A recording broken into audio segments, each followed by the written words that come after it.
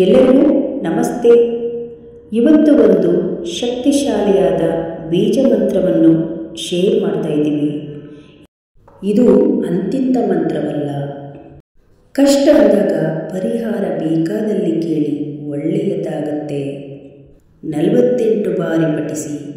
ಆ ಭಗವಂತ ನಿಮಗೆ ಒಳ್ಳೆಯ ದಾರಿಯನ್ನು ತೋರಿಸುತ್ತಾನೆ. ಮಂತ್ರ ಹೀಗಿದೆ: ಓಂ ರಾಂ ರಾಮಾಯಣಂ ಓಂ ಜಾನಕಿ ವಲ್ಲಭಾಯ ಸ್ವಾಹ ಲಂ ಲಕ್ಷ್ಮಣಾಯ ನಮಃ. ಓಂ ರಾಂ ರಾಮಾಯಣಂ ಓಂ ಜಾನಕಿ ವಲ್ಲಭಾಯ ಸ್ವಾಹ ಲಂ ಲಕ್ಷ್ಮಣಾಯ ನಮಃ.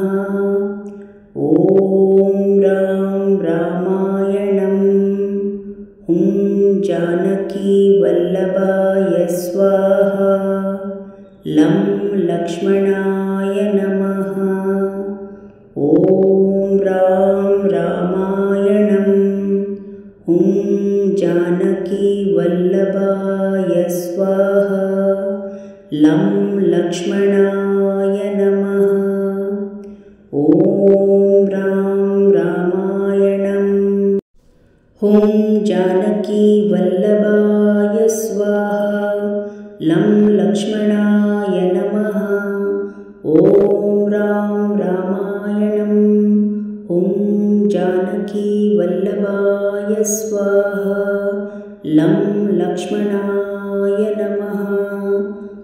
ಓಂ ರಾಂ ರಾಮಾಯಣಂ ಓಂ ಜಾನಕಿ ವಲ್ಲಭಾಯ ಸ್ವಾಹ ಲಂ ಲಕ್ಷ್ಮಣಾಯ ನಮಃ.